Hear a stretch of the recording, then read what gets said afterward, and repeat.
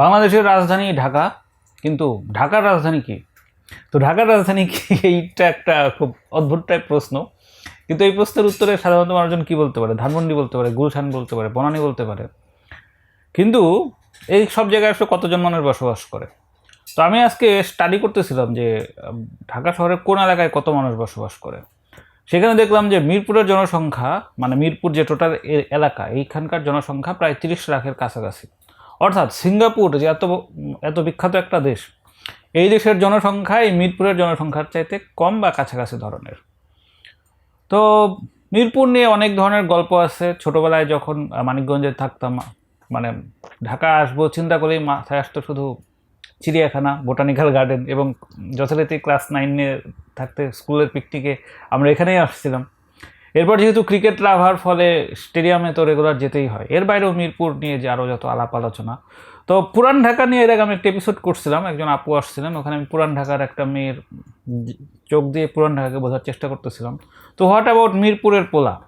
তো মিরপুরের পোলা এরকম একটা লোক খুঁজতেছিলাম। তো খুঁজতেছিলাম বলতে আসলে আমার সার্কেলেই উনি অনেক দিন ছিলেন, মানে সাখাওয়াত ভাই।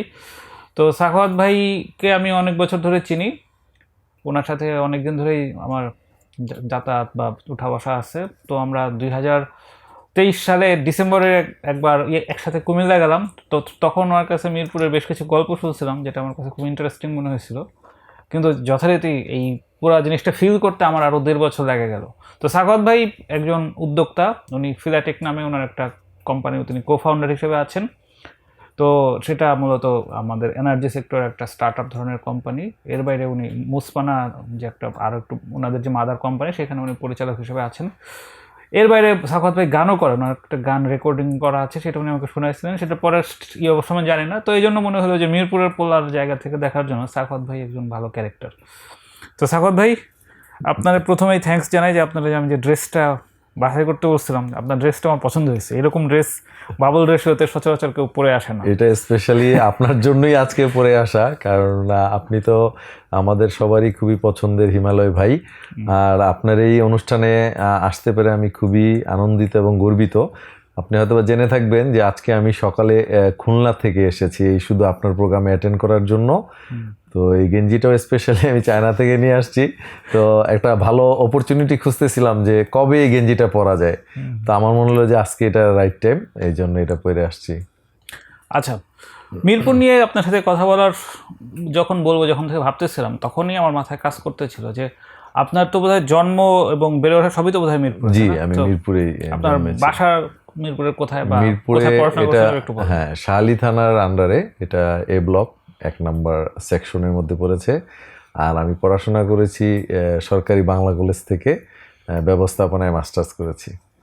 আচ্ছা, মিরপুর নিয়ে আমার প্রথম যে কৌতূহলটা, সেটা হচ্ছে আমি মিরপুর 1, 2, 3, 4, 5, 6 পর্যন্ত চিনি। এরপরে এই 7, 8, 9 এগুলো কোথায়? এরপরে আবার 10, 11, 12, 13, 14, এই 7, 8, 9 এইটা কোন জায়গার মধ্যে পড়ছে? এইটা খুবই ইন্টারেস্টিং। 7 আছে, 8, 9 আপনি যেটা করছেন, আসলে মিরপুরটা এই খুবই রহস্যজনকভাবেই এই মানে ওয়ার্ডগুলো আমরা পাই না। 7 পর্যন্ত আছে। মিল্কভিটা আপনি জানেন, বাংলাদেশে একটা দুগ্ধ উৎপাদনকারী প্রতিষ্ঠান, যেটা মিরপুর 7 নম্বরে ওদের ফ্যাক্টরি অবস্থিত আছে। তো এর বাকিগুলো এখনও রহস্যময় আছে। বাট এছাড়া অন্যান্যগুলা যেমন 14 নাম্বার, 10 নাম্বার, এগুলা বিভিন্ন কারণে ফেমাস। আপনি জানেন মিরপুরের শেওড়াপাড়া, একসময় এখানে অনেক শেওড়া গাছ ছিল, যেখানে শেওড়াপাড়া নাম হয়েছে। এবং এই মিরপুরের ইতিহাসের কিছুটা আমি জেনেছি যে মীর বংশের লোকেরা এই মিরপুরে বসবাস করতেন, সেই থেকে এই মিরপুরের নামকরণ হয়। এবং 600 বছর আগে হযরত শাহ আলী রহমতুল্লাহ আলাই, উনি তার 100 জন মানে ভক্ত নিয়ে মিরপুরে শাহ আলী রহমতুল্লাহ আলাই, যে শাহ বগদাদি যেটা আমরা বলি মাজার শাহ আলী রহমতুল্লাহ আলাই, এইটা উনি এখানে মানে অবস্থান করেন। তো যে কারণে মিরপুর আসলে ঢাকা শহরের তথা বাংলাদেশের একটা ঐতিহ্যবাহী উপশহর হিসেবে পরিচিত। তা আমরা অনেক সময় ফান করে, আপনার শুরুতে বলেছিলেন যে বাংলাদেশের রাজধানী ঢাকা, তাহলে ঢাকার রাজধানী কি? তো আনফর্চুনেটলি বলেন বা মজা করে যেভাবেই বলেন, আমরা কিন্তু কেউ প্রশ্ন করলে মিরপুরের ছেলে হিসেবে আমরা বলি যে বাংলাদেশের রাজধানী ঢাকা, ঢাকার রাজধানী মিরপুর। বিকজ মিরপুরে দেখেন আপনার এখানে একটা স্টেডিয়াম আছে, cricket stadium, national herbarium, national botanical garden এবং ন্যাশনাল জু, যে আমিও, এটা একটা তথাকথিত ইয়ে আছে যে আমি যার সাথেই পরিচয় হয় আমি মিরপুর চিড়িয়াখানার জন্য দাওয়াত দিই। তা আমার সাথে কেউ কোথাও গেলে যখন বিদায়ী লগ্নে তারা বলে যে ভাই মিরপুর চিড়িয়াখানার দাওয়াত দিয়ে দেন। মানে ব্যাপারটা এমন হয়ে গেছে যে আমি আসলে চিড়িয়াখানাটা খুব এনজয় করি, বিকজ এখানে বাংলাদেশের সবচেয়ে বড় চিড়িয়াখানা এইটা, জাতীয় চিড়িয়াখানা, এবং পরিবেশটা অনেক সুন্দর, বাচ্চারা আসে, আমিও নিজে খুব এনজয় করি আর কি। আচ্ছা, তো আপনারা যখন ছোট ছিলেন জি তখন আসলে মিরপুরের বাড়িঘর কিরকম ছিল, বা তখন আসলে ওইখানকার যাতায়াত ব্যবস্থায় বা কিরকম ছিল? কারণ মেট্রো রেলের আগেও যখন ছিল তখন তো মিরপুরে দেখা যেত যে ওই যে এই বাসগুলো, ওই নিউ ভিশন, তানজিল, জি বা ওই শিকড় টিকর যে বাসগুলো, শেখর, এই যে শিখর, এই বাসগুলো তো দেখা যেত ওঠার সময় জায়গা পাওয়া যেত না, হ্যাঁ কিন্তু এর অনেকগুলো বাসই এখন আর দেখি না। সো তার মানে আরো আগে যখন ছিল, মানে আপনারা যখন ছোট ছিলেন, মানে যখন আপনারা স্কুল কলেজে পড়তেন অ্যারাউন্ড 90s-এর আশপাশে, ওই সময়, তো ওই সময় মিরপুর শহরটা জায়গাটা কিরকম ছিল? খুবই একটা স্মৃতিময় প্রশ্ন করেছেন আপনি, মানে কিছুটা আবেগপ্রবণ হয়ে যায় আমি। বেসিক্যালি তখন এখানে বিআরটিসি ছিল, এবং বিআরটিসিতে কন্ট্রাক্টর ছিলেন, ওনাদের পকেটে একটা মানে ইয়ে থাকতো, চামড়ার একটা ব্যাগ জাতীয়, যেটার মধ্যে টিকিট এবং কয়েন থাকতো। তো আমরা নির্ধারিত যতটুকু পথ যাতায়াত করতাম, বিশেষ করে আব্বা আম্মার সাথে গিয়েছি, তখন ওরা ওই ভাড়াটা নিয়ে একটা টিকিট দিত। তো বেসিক্যালি তখন বিআরটিসি ছিল, আর নৌপথ ছিল। আপনি আরেকটা জিনিস জেনে থাকবেন, মিরপুরের যে ঐতিহ্যবাহী একটা তুরাগ নদী, যেটা বুড়িগঙ্গার সাথে কানেক্ট হয়েছে, আর বুড়িগঙ্গার সাথে কানেক্ট হওয়ার কারণে আপনি সারা বাংলাদেশে থেকে আপনি মিরপুরে আসতে পারতেছেন। যেমন মিরপুরকে বলা হয় যে একটা মানে মিনি টাইপের বন্দর, যেখান থেকে আপনি ঢাকা শহরকে ঢোকার রাস্তা, বিভিন্ন দিক থেকে নদীপথে এসে আপনি মিরপুর দিয়ে আসলেন। তো ওইখানে যাতায়াত ব্যবস্থা আমার একদম স্পষ্ট খেয়াল আছে যে বিআরটিসি বাসে আমরা চড়তাম, আর অন্য বাসগুলা অত আমার স্মৃতিতে আসে না। মুড়ির টিন টাইপের দিয়ে একটা বাস থাকতে পারে, মানে এগুলো একেবারেই মানে নিয়মের বাইরে, কোনো টাইম টেবিল ছিল না। একটা কখনো ছাড়লে সদরঘাট থেকে হ্যাঁ মিরপুরের দিকে আসতো অনেক সময় লাগতো, এবং খুব মানে স্টপেজ ধরতো অনেক বেশি। আর রিক্সা, পায়ের রিক্সা ছিল, এইটাই আমার মনে পড়ে। আর নৌপথ ছিল, নৌকা, বাট নৌকা দিয়ে আমাদের নর্মালি মিরপুরের লোকজন তেমন একটা যাতায়াত করতো না, কম, হয়তো মুষ্টিমেয় কিছু লোকজন তুরাগ নদী রিলেটেড যারা আছে ওনারা যাতায়াত করতো। বাট আমরা একটু শহুরে যারা এদিকে মিরপুরে, আমরা আপনার ওই বিআরটিসি বাসটাই বেশিরভাগ ব্যবহার করা হতো। ওকে, নর্মালি যে প্রচলিত ন্যারেটিভ, সেইখানে দেখা যায় যে মিরপুরে সাধারণত স্বল্প আয়ের লোকজন বসবাস করে, এবং ওখানে বাসা ভাড়াও তুলনামূলক কম।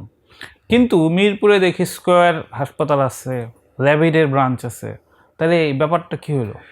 হ্যাঁ, এটা আপনি অনেক সুন্দর একটা প্রশ্ন করেছেন। বাট ল্যাব এইড, তারপরে এই ধরনের যেই হসপিটালগুলো আসছে বা ডায়াগনস্টিক সেন্টারগুলো, এগুলো কিন্তু খুব বেশি সময় ধরে আসে নাই। মিরপুর অনেক আগে থেকেই এখানে আপনার বড় ধরনের বিল্ডিং নাই বললেই চলে। আমার এখনও মনে পড়ে গ্রামীণ বিল্ডিং এবং প্রশিকা, এই দুটাই ছিল মিরপুরের হায়েস্ট উচ্চতম বিল্ডিং। এরপরে বেশিরভাগই হয়তোবা ব্যক্তি মালিকানা পর্যায়ে থাকার কারণে এখানে বড় কোনো বিল্ডিং ছিল না। আর ওভারঅল সব ধরনের শ্রেণীর মানুষই, একেবারে সেই রিক্সা চালক থেকে শুরু করে বাস ড্রাইভার, এবং এখানে সরকারি যারা চাকরি করতো, মোটামুটি ধরেন আপনার অফিসার লেভেল টাইপের, এই টাইপের স্বল্প আয়ের, যার তখন তো আর আসলে এত টাকা পয়সার ছড়াছড়ি ছিল না, তো মানুষ অল্প আয়ের মধ্যে, পরিবারও বড় ছিল। তখন মিরপুরে আপনার একটু লিভিং কস্টটা কম, সবজি টবজি এগুলোও কিছুটা আশপাশে গ্রাম থাকার কারণে এখানে আবাদ হয়, পুকুর আছে, নদী আছে। তো এই কারণে হয় কি, সব কিছু মিলে লাইফস্টাইলটা একটু ইজি ছিল মিরপুরে, যেটা হয়তো বা এখন বাড়তেছে। আর মেট্রো রেল তো এটা একটা আধুনিক সংযোজন। আপনি যে হসপিটালগুলোর কথা বললেন, স্কোয়ার, এবং এই যে সনি স্কোয়ারে যে একটা সনি সিনেমা হল, এটা আমার খেয়াল আছে 1986-এ আমরা লড়াকু ছবি দেখি রুবেলের, এই ছবিটা দেখতে যাই খুব, মানে সবাই মিলে, আমি তখন অনেক ছোট ছিলাম। তো এই সনি সিনেমা হল ভবনটা হওয়ার পর থেকে আস্তে আস্তে আস্তে আস্তে মিরপুরটা ডেভেলপ হইতে থাকে, এবং এক পর্যায়ে আড়ং, মিরপুরে যে আড়ং আসছে, এই আড়ং আসার পরে সমস্ত বড় ধরনের যে শপগুলো আছে, এই সবগুলা চলে আসছে আর কি। সেলর আসছে, জেন্টেলম্যান আসছে, 12 আসছে, হ্যাঁ, এই প্রতিষ্ঠানগুলা আস্তে আস্তে আসা শুরু করলো। এবং এখন কিন্তু মিরপুরটা আমি বলবো যে এখানে ইনকাম লেভেলটা অনেক বেশি। আরও একটা ব্যাপার হলো, মিরপুর মাজার রিলেটেড একটা ইস্যু আছে। এই মাজারে দূর দূরান্ত বাংলাদেশের বিভিন্ন এলাকা থেকে মানুষ জিয়ারত করতে আসে। তো এটা একটা বড় কারণ যে এখানে এসে মানুষ রাতে অনেকে থাকে, কেউ মাজারের প্ল্যাটফর্মে থাকে বা মাজারের আশপাশে দেখা গেলো হয়তো বা ছোটোখাটো রেসিডেন্সিয়াল হোটেল যেগুলো আছে আবাসিক, একটু চিপ রেটে থাকা যায়। হ্যাঁ, এই সমস্ত কারণে কিন্তু, এবং আপনি দেখবেন যে অনেক যারা আমরা একটু মানে পাগল বলি, আসলে পাগল বলতে যে যেভাবে চিন্তা করে, বাট আমরা আপাত দৃষ্টিতে যাদের পাগল বলি এদের কিন্তু দেখবেন যে মিরপুরে বিশাল একটা আনাগোনা, কি যে মাজারকে কেন্দ্র করে এখানে একটা প্রতিদিনই কেউ না কেউ দান খয়রাত করে, খিচুড়ি রান্না করে বা বিভিন্ন ধরনের আইটেম। তো এই কারণে হয় কি যে অনেক নিম্ন আয়ের মানুষ চিন্তা করে যে মাজারে থাকলে হয়তো বা একবেলা এখানে পেট ভরে খেতে পারবে। এই কারণেও কিন্তু মিরপুরে একটু মানে নিম্ন আয়ের লোকের বসবাসটা বেশি। এই যে মাজার বললেন, মানে একটা তো মাজার রোডের ওখানে একটা মাজার আছে, আর কোথায় মাজার আছে? হ্যাঁ, এখানে আরো একটা মাজার আছে, এটা আপনি জেনে থাকবেন, এটা বলে কুমিরশার মাজার। আচ্ছা। ছোটবেলা থেকে আমি অবশ্য নিজের চোখে দেখি নাই, বাট অজস্রবার আমি মাজার জিয়ারত করতে গেছি বড়দের সাথে। তো কুমিরশার মাজারের বৈশিষ্ট্য, উনি কুমির আসতো এখানে বা কুমির পালতেন আর কি। হ্যাঁ, যেমন খানজাহান আলীর এখানে কুমির, ওইটা আমি নিজের চোখে দেখে আসছি। বাট আমাদের এই যে মিরপুরে কুমিরশার মাজার আর শাহ আলী রহমতুল্লাহ আল্লাহর মাজারটাই মূলত মিরপুরের মধ্যে সবচেয়ে বড় এবং সারা বাংলাদেশে তথা মিরপুরে পড়ছে, ওইটাও মিরপুরে পড়ছে। এটা হচ্ছে আপনার চিড়িয়াখানা যেতেই বক্সনগরে পড়ছে আর কি। আচ্ছা। ওইটাও বেশ ভালোই, ওইখানেও কিছু ভক্ত আছে যারা তারা দীর্ঘদিন থেকে, আমি ছোটবেলা থেকে। ওইটা থেকে কি মাজার রোড নামটা আসছে? না, মাজার রোড আসছে শাহ আলী যে রহমতুল্লাহ আলের যে মাজার, শাহ আলী বগদাদি রহমতুল্লাহ, ওইটার থেকেই মাজার রোডটা আসছে। জি। আচ্ছা, তো আপনি সনি ইয়ের যেটা বললেন, মানে সনি স্কোয়ার নাম এখন, এখন যেটা সিনেপ্লেক্স হয়েছে। হ্যাঁ, ওকে। তো ওইটার আশপাশে দেখলাম প্রচুর কমিউনিটি সেন্টারও হয়েছে। জি। তো এই কমিউনিটি সেন্টারগুলো আবার দেখা যাচ্ছে যে এই ধানমন্ডি, গুলশান বা ওই সমস্ত দিকের কমিউনিটি সেন্টারগুলোর মতো না, বা এখানকার রেস্টুরেন্টগুলো একটু, মানে আমি গত সপ্তাহে একটা খেলাম, মানে বিয়ের প্রোগ্রামে গেছিলাম, ওটা দেখলাম যে রেস্টুরেন্টটা একটু অন্যরকম, মানে খরচ তুলনামূলক কম। তো আমার কথা হচ্ছে যে এই সব জায়গায় তাহলে এই বিজনেসগুলো চলে কিভাবে? মানে এইখানের যদি মানুষজনের ওই ক্রয় ক্ষমতা সীমিত থাকে, তাহলে এই সমস্ত কমিউনিটি সেন্টার বা এই যে রেস্টুরেন্টগুলোর কারা, মানে কাস্টমার কারা? আচ্ছা, এখন হয়েছে কি, মিরপুরে আপনার বিভিন্ন শ্রেণীর পেশার মানুষ কিন্তু চলে আসছে। একটা সময় হয়তো বা এখানে একটু কম নিম্ন আয়ের লোক ছিল, বাট এখন কিন্তু সেটা নাই। আর মার্কেটগুলো এখানে একটা মিরাকল বিষয়, আমি পার্সোনালি বিলিভ করি যে এইখানে হযরত শাহ আলী রহমতুল্লাহ আলাইহ, যেটা এটা আমার পার্সোনাল বিলিভ, হয়তো বা আরেকজনের কাছে সে অন্যভাবে চিন্তা করতে পারে, যে এখানে একজন আল্লাহর মানে ওলি আছেন। তো এটার একটা মার্কেটগুলা আপনার ইন্টারেস্টিং ব্যাপার, মিরপুরে কোনো মার্কেট ফ্লপ নাই, এটা আপনি জেনে থাকবেন। মিরপুরে কোনো মার্কেট ফ্লপ নাই এবং প্রত্যেকটা মার্কেটেই খুব ভালো বেচাকেনা হইতেছে। আর জনসংখ্যা যেহেতু আপনি অনুষ্ঠানের শুরুতে বললেন 30 লাখ, তো এই কারণে মানে এই 30 লক্ষ লোকের কিন্তু প্রতিনিয়তই কেনাকাটা এগুলো বিষয় থাকে। বিশেষ করে ঈদে তো মানে একেবারে হাঁটা চলাফেরার কোনো অবস্থা থাকে না। আর কমিউনিটি সেন্টার বলতে 8 নং ওয়ার্ড কমিউনিটি সেন্টার, আর মিরপুরে সরকারি কমিউনিটি সেন্টারের মধ্যে 10 নং ওয়ার্ড কমিউনিটি সেন্টার, যেটা বুদ্ধিজীবী শহীদ মিনারের আপনার দক্ষিণ পাশে অবস্থিত। এটা কিন্তু ঢাকা শহরের অনেক বড় একটা কমিউনিটি সেন্টার। যেহেতু সরকারি, তো সরকারি জিনিসগুলোতে কিন্তু খরচও কম। তো ওইখানে জনবসতি যেহেতু একটা এলাকায় নিম্ন আয়ের থেকে ধরে উচ্চবিত্ত, মধ্যবিত্ত সব শ্রেণীর লোকই আছে। তা আমরা যখন লোকাল কোনো অনুষ্ঠান করি, আমাদের সব ধরনের লোককেই কিন্তু দাওয়াত দিতে হয়। তো দাওয়াত দিতে হইলে তখন কিন্তু এইখানের ওই মানে এভারেজটা এইভাবেই হয়। যেমন ধানমন্ডিতে ম্যাক্সিমামই দেখা গেল হয়তো বা উচ্চ আয়ের লোক, তো ওইখানের স্ট্যান্ডার্ডটা একরকম। আর মিরপুর যেহেতু সব ধরনের মানুষ নিয়ে বসবাস, যেমন আমার অনেক ক্লাসমেট আছে যারা হয়তো বা এখন রিক্সা চালায়, আবার আমার এক বন্ধু আছে সে ডেপুটি সেক্রেটারি, তো কেউ শিক্ষক, কেউ মানে বিভিন্ন পেশায় জড়িত। কারণ আমি কোনো অনুষ্ঠান করলে তো আমাকে সব ধরনের মানুষ নিয়ে করতে হয়, যেটা হয়তো বা ধানমন্ডি, গুলশানের দিকে একটু রেয়ার আমার কাছে মনে হয়।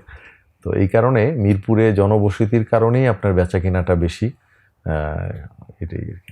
আচ্ছা, শেওড়াপাড়া, কাজীপাড়া, সেনপাড়া, আবার এইদিকে পল্লবী, তালতলা, এগুলো তো মিরপুরের অংশ।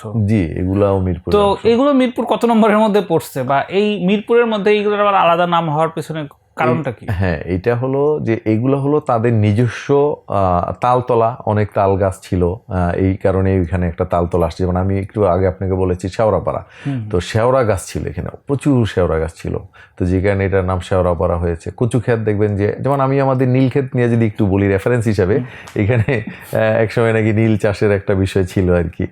তো কচুক্ষেতও সেম তাই। এই জন্য এগুলা কিন্তু আর আলাদা করে কোনো মিরপুরে 1, 2, 10 যেমন একটা নাম্বার, কিন্তু এগুলো হলো এগুলার ওই মানে অবস্থানগত কারণেই তাদের নামগুলো আসছে। যেমন কচুক্ষেতে কচু হয়তো বা ওইখানে বেশি চাষ করছে, শেওড়াপাড়ায় শেওড়া গাছ ছিল, ইভেন সেনপাড়া এখানে সেন বংশের লোকেরা, যেটা আমি জানতে পেরেছি বিভিন্ন লোকজনের কাছে। তো এইটা আপনার এই কারণে নাম হয়েছে সেনপাড়া। যেমন আমরা বলি মিল্ক ভিটা, আসলে মিল্ক ভিটা পড়ছে 7 নম্বরে, কিন্তু সবাই কিন্তু 7 নম্বর বলার আগে বলে মিল্ক ভিটা যাবেন।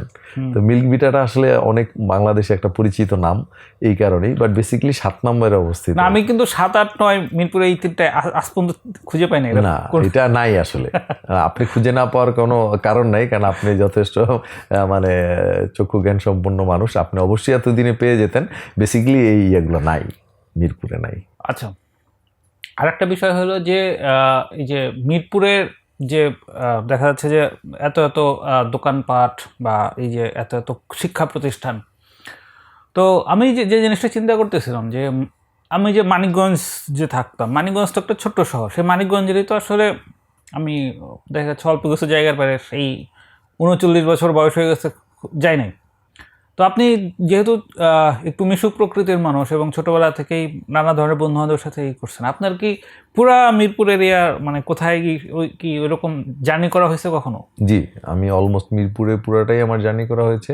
এবং আরও ইন্টারেস্টিং হলো মানে মিরপুরের ব্যাপারটা এমন হয়ে গেছে যে যে কোনো জায়গায় বসলেই কোনো না কোনোভাবে পরিচিত জন কেউ চলে আসে। এটা হয়তো আপনি আমার সাথে কখনো মুভ করলে বুঝতে পারবেন। তো Mirpur 6 number, 7 number, 10 number, 11 number, Pallabi, তারপর আপনার সেনপাড়া, শেওড়াপাড়া, কাজীপাড়া, কচুক্ষেত, মানে এমন কোনো জায়গা নাই। যেহেতু ছোট থেকে মিরপুরে বড় হয়েছি, পড়াশোনাও করছি মিরপুর কেন্দ্রিক বাংলা কলেজে, এর আগে মিরপুর সরকারি উচ্চ বিদ্যালয়, আমার প্রাথমিক হচ্ছে মিরপুর সরকারি প্রাথমিক বিদ্যালয়।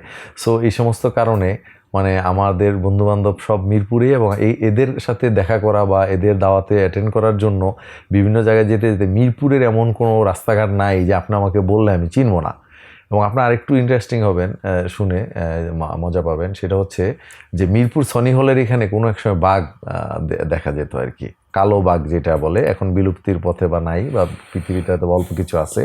বাট এই জায়গাটা কিন্তু মানে খুবই একটা জঙ্গল টাইপের এবং পাহাড়, মানে পাহাড় টাইপের একটা এলাকা ছিল। এখনও দেখবেন যেমন আপনার 87, 88 বন্যাতে সারা ঢাকা শহর ডুবে গেছে, কিন্তু মিরপুর কিন্তু ডুবে নাই। এটা কিন্তু একটা দারুণ ব্যাপার যে মিরপুরটা তখন কমার্স কলেজ দিকে তো এরকম বেশ উঁচা, কমার্স কলেজ রাখাইনখোলার যে জায়গাগুলো। হ্যাঁ, রাইনখোলা, জি রাইনখোলা, হ্যাঁ। কমার্স কলেজ তো বাংলাদেশের কলেজের মধ্যে একটা, কমার্সের জন্য একটা বিখ্যাত কলেজ। ওই কমার্স কলেজকে কেন্দ্র করে কিন্তু মিরপুরে ধরেন আপনার অনেক জায়গার লোকজনের আসা শুরু। একটা সুন্দর প্রশ্ন করছেন যে কমার্স কলেজে সব ধরনের ছেলে মেয়েরাই কিন্তু পড়তে আসতে পারে না, বিকজ এখানে একটু পড়াশোনার খরচটা বেশি। তো আলটিমেটলি দেখা গেলো ধানমন্ডি বলেন, গুলশান বলেন, বনানী, অনেক দূর দূরান্ত থেকে আমি দেখছি কমার্স কলেজে পড়তে আসে। তো যখন এই বাচ্চাগুলো কমার্স কলেজে পড়তে আসে, তো তাদের কিন্তু দিনের একটা দীর্ঘ সময় তারা কমার্স কলেজে পার করে বা এই এলাকাটায়, তখন তাদের খরচ কিন্তু কিছুটা এই এলাকায় করে। তখন আস্তে আস্তে ধীরে ধীরে ফাস্টফুডের দোকানগুলো হওয়া শুরু করে। এবং ওই যে আমি একটা রেফারেন্স দিয়েছি আপনাকে যে আড়ং আসার পরেই মূলত সমস্ত ব্র্যান্ডের সবগুলো আসা শুরু করলো। এবং আমাদের ফুডের দিক দিয়ে এখন মিরপুর স্ট্রিট ফুডে আপনি বলতে পারেন রাজা। সারা ঢাকা শহরের মধ্যে এত স্ট্রিট ফুড অন্য কোনো এলাকায় নাই যেটা মিরপুরে আছে। ওকে, ধরা যাক মিরপুর একটা আলাদা দেশ। আচ্ছা।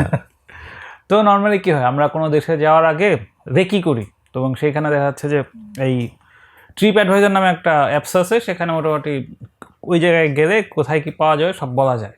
তো এখন যদি আপনি যেহেতু মিরপুর সব জায়গায় গেছেন, ধরা যাক যে থেকে কি বলে মানিকগঞ্জ থেকে অথবা থেকে গ্যান্ডারিয়া থেকে কেউ মিরপুর ভ্রমণ করতে আসতে চায়, আচ্ছা, তো আপনি তাকে এই 1, 2, 3 এরকম অঞ্চল ভেদে বলেন তো যে এইখানে তার যাওয়া উচিত।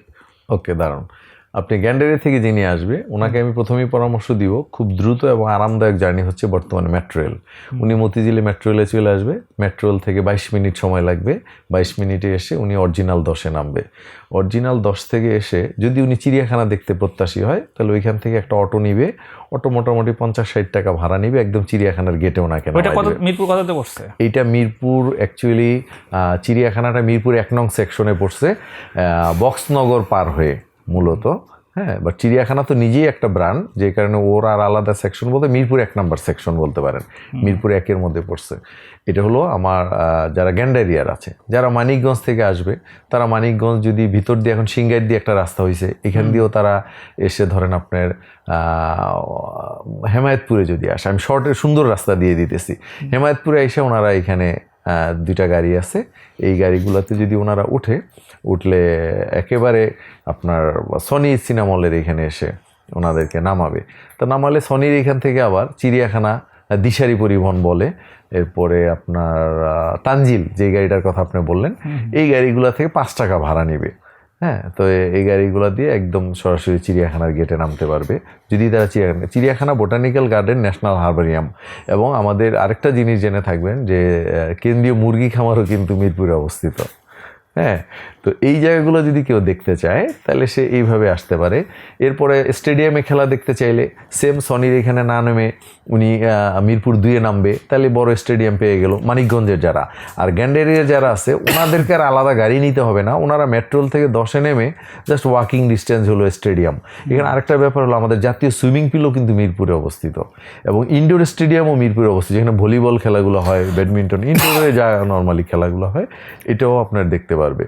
তো মিরপুরে যাতায়াত ব্যবস্থাটা এত বেশি মানে আরামদায়ক, এবং আপনি কোনো গাড়ির অভাব নেই এখানে। ধরেন আপনি বাংলাদেশের বলতে ঢাকা শহরের যে কোনো জায়গায় আপনি যাবেন, মিরপুর থেকে সব রুটের গাড়ি আছে। হ্যাঁ, কিন্তু বাদবাকি মিরপুরের তো বললেন না আপনি, তো অল্প একটা বললেন। আচ্ছা, আমি অল্প বলতে আমি কিন্তু অলরেডি স্টেডিয়ামের বলেছি, স্টেডিয়ামে আসতে হবে, ন্যাশনাল স্টেডিয়াম আমাদের, ন্যাশনাল জু বললাম, ন্যাশনাল বোটানিক্যাল গার্ডেন বললাম।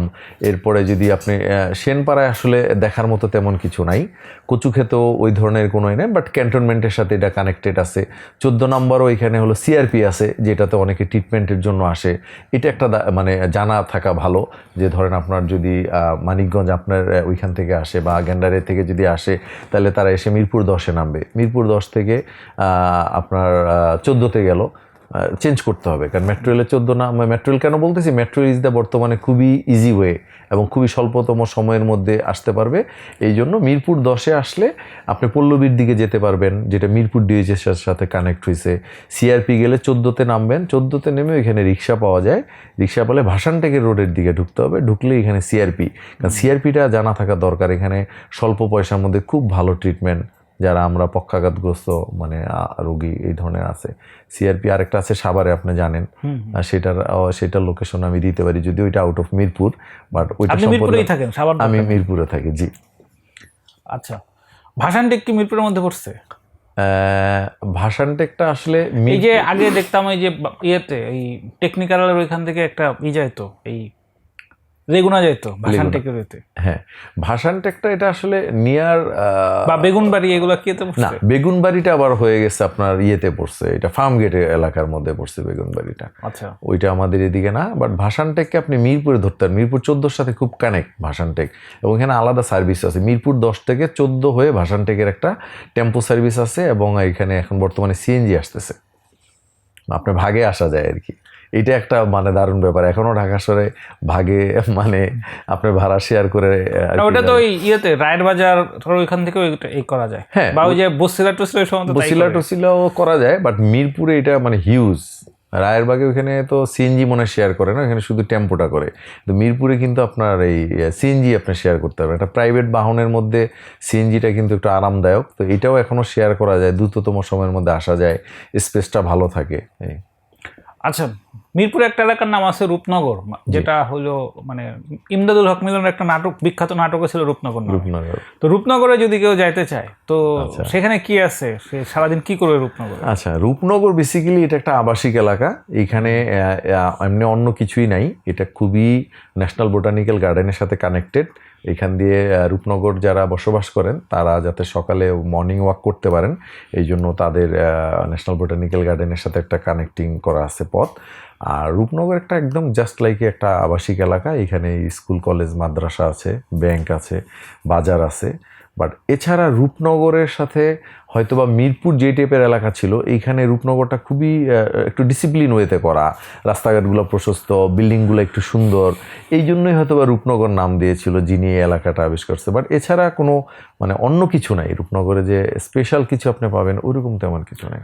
আচ্ছা, ডিওএইচএস হওয়ার পরে যেটা হয়েছে যে মিরপুর ডিওএইচএসটা একটা অভিজাত এলাকা এবং এখানে তো খুব মানে ভিতরে মানে আমি তো ঢাকার সবগুলো ডিওএইচএসেই গেছি, মিরপুর ডিওএইচএস হচ্ছে সবগুলোর মধ্যে অনেক আলাদা এবং সেখানের সাজসজ্জা অন্যরকম। 2018-তে যখন আমি মিরপুর ডিওএইচএসে আসছিলাম তখনও এরকম ছিল না। তো আপনি তো আরও আগে থেকে করে থাকেন, তো ডিওএইচএসের এই জায়গাগুলো আগে কীরকম ছিল? এই জায়গাটা বেসিক্যালি আগে আপনার ছিল একেবারেই মানে কিছুটা নিচু এলাকা, মানে নদী বলবো না, বাট বর্ষা আসলে পানি হয়ে যেত, পানিটা দীর্ঘ সময় থাকতো। এই অনেকটা অংশ, এই মিরপুর ডিওএইচএসের অনেকটা অংশ কিন্তু ভরাট করে এই ডিওএইচএস করা হয়েছে। এবং অন্যান্য ডিওএইচএসগুলো দেখবেন যে ক্যান্টনমেন্টের খুবই ক্লোজ থাকে, ওই ডিওএইচএসগুলো যাওয়ার জন্য ক্যান্টনমেন্টের গেট ব্যবহার করতে হয়। কিন্তু মিরপুর ডিওএইচএসে কিন্তু দেখা গেলো যে ক্যান্টনমেন্টের গেট ব্যবহার করা লাগে না, যে কারণে অনেক ধরনের মানুষই ইজিলি এখানে, কারণ ক্যান্টনমেন্টের একটা নিজস্ব ওনাদের আইন ব্যবস্থা আছে এবং সময়েরও একটা ব্যারিয়ার থাকে, বাট এই এলাকাটায় এই জিনিসটা কম। হ্যাঁ, যদিও এটা ক্যান্টনমেন্টের সাথে, মিরপুর ক্যান্টনমেন্টের সাথে খুব কানেক্টেড, আর এরিয়াটা বড় হওয়ার কারণে প্রাইভেট অনেক লোক এখানে চলে আসছে আর কি। এইটাই। এবং আধুনিক যে বিল্ডিংয়ের যে মানে এটা পরে হওয়ার কারণে আমার মনে হইতেছে, আপনারা দেখবেন যে ধানমন্ডিতে বা অন্যান্য জায়গায় অনেক সুন্দর বিল্ডিং আছে, বাট এখন কিন্তু ওই বিল্ডিংগুলো ভেঙে আরও বড় বিল্ডিং করতেছে। বাট মিরপুর আগে ছিল ম্যাক্সিমামে টিন শেড ছোটো বিল্ডিং, তো যখন এটা শুরু হয় তখন একটা মানে আধুনিক প্রযুক্তিও চলে আসছে। তো এই কারণে এখানের বিল্ডিংগুলো আর কোনো ছোট বিল্ডিং ভেঙে বড় বিল্ডিং করার কোনো বিষয় নাই, একবারেই তারা সুন্দর বড় বড় বিল্ডিংগুলো করছে। এই কারণে আপনি একটা প্ল্যাটফর্মের ভিতরে অনেকগুলো সুন্দর বিল্ডিং দেখতে পাইতেছেন, এই কারণে আসলে ভাল লাগতেছে খুব। আচ্ছা, আপনি একটু আগে বলতেছিলেন যে 88-র বন্যার সময়ও মিরপুরের কোন কোন এলাকায় যেন পানি ওঠে নাই। হ্যাঁ, কিন্তু আমি 2017-তে শেওড়াপাড়া থাকতাম। জি। তো ওইখানে যেটা হইতো, একটু মোটামুটি বৃষ্টি হলেই কাজীপাড়া এবং শেওড়াপাড়া মোটামুটি ডুবে যেত। এবং 17 সালে একবার যেটা হয়েছে আমার মনে আছে যে বৃষ্টির কারণে এমন অবস্থা হয়েছে যে মানে আমার ভ্যানে করে বাসে যাইতে হয়েছে, মানে ভ্যানও পুরো তলায় গেছে এরকম একটা অবস্থা। জি। তো শেওড়াপাড়া বা কাজীপাড়া কি এখনই ওরকম ডুবে যায় নাকি চেঞ্জ হয়েছে, বা মিরপুরে আরো এরকম? এইখানে দুইটা বিষয় আমি যেটা বলেছি, 87 এবং 88 এটা ছিল বন্যা। বন্যার পানিতে সারা বাংলাদেশ প্লাবিত হয়েছে, বাট মিরপুরটা উঁচু থাকার কারণে, মিরপুর আবার পুরা মিরপুর না, 1 নম্বর 2 নম্বরের কিছু অংশ, সনি সিনেমহল, মানে মোট কথা হলো একটা জাস্ট আমরা পানির মাঝখানে একটা টিলার মতো ওইরকম একটা অবস্থায় আমরা ছিলাম। আর আপনি যেটা বললেন কাজীপাড়া শেওড়াপাড়া, আমি যতটুকু এখনও জেনে থাকি সেটা হচ্ছে আমাদের যে সুয়ারের সিস্টেমটা হয়তো বা কিছুটা মনে হয় যে এখনও গ্যাপ আছে। তো ওই সমস্ত কারণে ওই আপনার বৃষ্টি হলে এই পানিগুলো হয়, এবং বৃষ্টি শেষ হয়ে গেলে কিন্তু 2-4 ঘন্টার মধ্যে আবার জায়গাটা ক্লিয়ার হয়ে যায়, মানে এখানে পানি কিন্তু স্থায়ী না। আর আমি যেটা বলেছিলাম এটা হলো যে বন্যার সময় যে এই এলাকাগুলো প্লাবিত ছিল, বাট মিরপুরটা একদম টপ, মানে 1 নম্বরকে কেন্দ্র করে আশপাশটা এখানে পানি ওঠে নাই। আচ্ছা, মিরপুরের তো আর একটা খুব ইন্টারেস্টিং জায়গা আছে, সেটা হলো যে বিবাহ প্রত্যাশী মানুষজন সেখানে যায়, বেনারস পল্লী যেটা। তো আপনি একজন রোমান্টিক মানুষ, আপনি এই আলাপে এখনো যে বেনারস পল্লীর কথা বললেন না, এটা কি ভুলে গেছিলেন নাকি ইচ্ছা করে অ্যাভয়েড করলেন? না, এটা আসলে আমি ইচ্ছা করে অ্যাভয়েড করি নাই। এটা আপনি যেহেতু খুব সুন্দর উপস্থাপনা করেন, এটা আমি বলবো যে আমি ভুলে গেছিলাম হয়তোবা, বাট আমি ইচ্ছা করে বাদ দেওয়ার কোনো সুযোগ নেই। কেন? কারণ বেনারসি পল্লী ছাড়া মিরপুরটা আসলে অচল, কারণ বাংলাদেশের সমস্ত এলাকা থেকেই কিন্তু বেনারসি পল্লীতে লোক আসে, কারণ বিবাহ এমন একটা জিনিস যেটা সবাইকেই কোনো না কোনো সময়ে করতে হয় একটা নির্ধারিত সময়ের মধ্যে। তো বেনারসি পল্লীও সারা পৃথিবীতে এই মিরপুরের বেনারসি পল্লীর বেনারসি শাড়ি এবং বিভিন্ন পোশাক যায়। এই বেনারসি পল্লী এটা কি ওরা নিজেরা বানায় নাকি বেনারস থেকে নিয়ে আসে, এটা জানেন? না, এখন যেটা হয়েছে, এখন আমাদের দেশেই ফুল সেট আপটা আমাদের দেশে এই মিরপুরেই 11 নম্বর এবং 10 নম্বরের যে মাঝামাঝি অংশটা এখানে অবস্থিত। হয়তো বা কোনো এক সময় বেনারস থেকে আসতে পারে, বাট এখনই 100% মেড এই মিরপুরে। ওকে, পুরান ঢাকায় আমরা সাধারণত এই কাচ্চি বিরিয়ানি বা নানা ধরনের বাকর ঘুনিটুনি এই সমস্ত জিনিসপত্র খাইতে যাই। তো মিরপুরের লোকজনের কি ওরকম কোনো খাবার দাবার ঐতিহ্য আছে নাকি এই পুরান ঢাকারই যেমন নান্নার, আমি মিরপুরে ব্রাঞ্চ দেখছি নান্না বিরিয়ানির, জি জি, ওই পুরান ঢাকার জিনিসগুলো মিরপুরে ব্রাঞ্চ হয়েছে? হ্যাঁ, মিরপুরে যেই ব্রাঞ্চগুলো হয়েছে, নান্না বলেন, হাজি, বা এখন আরও কাচ্চি ভাই, সুলতান, এই সমস্ত জিনিসগুলো অনেক পরে আসছে। তো মিরপুরে আপনার কমিউনিটি সেন্টার বেসড যে মানে দাওয়াতগুলো হইতো, ওই দাওয়াতেই রান্নাবান্নাগুলো একটা ইয়ে ছিল। আর হলো মাজারে আপনি জেনে থাকবেন যে আপনি চাইলে পয়সা খরচ করে মাজার থেকে রান্না করায় নিতে পারেন। মাজারে তো একটা হচ্ছে যে রান্না করে আপনি দান করলেন, বাট আপনি চাইলে মাজারের ওইখানে একদম চুলা টুলা সব দেয়া আছে, ওইখানে অজস্র বাবুর্চি আছে, আপনি আপনার পছন্দ মতো বাবুর্চির থেকে লিস্ট নিয়ে বাজার করে দিলে ওরা ওইখানে রান্না করে দেয়। তো ওই রান্নাটা আবার আপনি নিয়ে আপনার কাঙ্ক্ষিত জায়গায় আপনি ডিস্ট্রিবিউট করতে পারেন। হ্যাঁ, তো আমার একটা খেয়াল আছে, মিরপুরে সকাল সন্ধ্যা বিরিয়ানি হাউস ছিল একটা, ওইটা খুব নাম করা ছিল, মিরপুর বাস স্ট্যান্ডে অবস্থিত। আমি আমার আম্মাকে সাথে নিয়ে অনেকবারই, তখন আরেকটা সুন্দর ব্যাপার ছিল, মহিলাদের জন্য একটা পর্দা সিস্টেম ছিল, যারা বাচ্চা নিয়ে বা আসে, হ্যাঁ, কেবিন টাইপের, আবার এমনি খোলা কিছু অংশ ছিল। তা আমার স্মৃতিতে অনেক মনে হয় যে এখানে মোরগ পোলাওটা আমার খুব প্রিয় ছিল। সকাল সন্ধ্যা বিরিয়ানি হাউস দোকানের নাম ছিল, এটা খুব মানে জনপ্রিয় ছিল মিরপুরে। আচ্ছা, মিরপুরেরই তো বেড়িবাঁধ আছে। জি। তো আপনাদের ছোটবেলায় এই যে বেড়িবাঁধের এখানে এই নদীগুলা তখন কিরকম ছিল, বা ওই নদী নিয়ে আলাদা কোনো যে অন্য ওই ধরনের কোনো প্রোগ্রাম হইতো কিনা? হ্যাঁ, বেড়িবাঁধটা মূলত হয়েছে 87 এবং 88 যে বন্যা, এই বন্যা হওয়ার পরেই কিন্তু বেড়িবাঁধের একটা প্ল্যান আসলো, শুধু মিরপুরে না, ঢাকা শহরে আরও অন্যান্য জায়গায় ঢাকা শহর রক্ষা বাঁধ নামে পরিচিত, যেটা আমরা মিরপুরে ওটাকে আমরা মিরপুর বেড়িবাঁধ বলি। এবং এই মিরপুর বেড়িবাঁধটা দিয়েই আপনার আমাদের টঙ্গীতে যে ইজতেমা হয়, এই ইজতেমার সাথেও যাওয়া যেত, বাট রাস্তাগুলো খুব ভাঙা ছিল। তো ধীরে ধীরে এইখানে এই বেড়িবাঁধটা সম্পন্ন হলো, হওয়ার পরে আর বন্যার তো কোনো সুযোগ নাই, যেহেতু বেড়িবাঁধের কারণে আর পানি আসতে পারে না। বাট তুরাগ নদীর সাথে এই বেড়িবাঁধের খুবই মানে একটার সাথে একটা কানেক্ট, মানে জাস্ট স্ল্যাব দিয়ে যাতে তুরাগ নদীর পানিগুলো এসে বেড়িবাঁধে আসতে পারে আর কি। ওকে, যেহেতু এখানে অনেকগুলা কলেজ আছে এবং স্কুল আছে, ফলে এখানে যেহেতু একটা ইউথ কমিউনিটি আছে, ফলে এইখানে তো দেখা যাচ্ছে যে যেমন ঢাকা কলেজ আর সিটি কলেজে কয়েকদিন পর পরই মারামারির খবর আমরা পত্রিকায় দেখি, টিভিতে দেখি। তো এখানে তো নিশ্চয়ই এই বাংলা কলেজ বা অন্যান্য কলেজের সাথে মাঝে মধ্যেই বিভিন্ন টারামারির ব্যাপার থাকার কথা। তো এই মারামারির কালচারটা আগে কেমন ছিল বা এখন কি জায়গায় আছে সেটা একটু বলুন। আমি যেহেতু বাংলা কলেজে পড়াশোনা করেছি, তো কিছু সময় এটা কিছু নির্দিষ্ট গ্রুপের লোকজন মারামারি করছে, কিন্তু বাংলা কলেজের সাথে অন্য কলেজের মারামারি মানে হয়েছে, যেমন মিরপুর কলেজ আছে, আর তেজগাঁ কলেজ তো অনেক দূরে হয়ে যায়, আর এছাড়া আর কিন্তু মানে আপনার এই যে বিসিআইসি কলেজ হয়েছে, বাট মিরপুরে কলেজ কেন্দ্র করে কোনো মারামারি হয়েছে আমার স্মৃতিতে আসলে এরকম আসে না।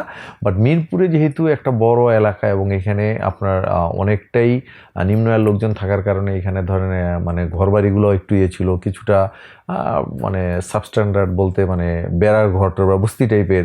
তো এখানে দেখা গেলো যে অনেক ধরনের অপরাধমূলক কর্মকাণ্ড হওয়ার সুযোগ তৈরি হয়েছে, বা বাহির থেকে মানে লোক এসে এখানে অপরাধ করে এখানে হয়তো বা কিছুদিন লুকায় ছিল। বাট একদম মিরপুরের যারা অরিজিনালি মিরপুরে আমরা বড় হয়েছি, বা ধরেন যারা আমাদেরও আরও আগে আসছে, তাদের মধ্যে আমি মারামারির প্রবণতাটা তেমন একটা দেখি নেই। যারাই করছে, বাইরের লোকজন আসছে, এটাকে তারা হয়তো বা তাদের আশ্রয়স্থল হিসেবে ব্যবহার করছে।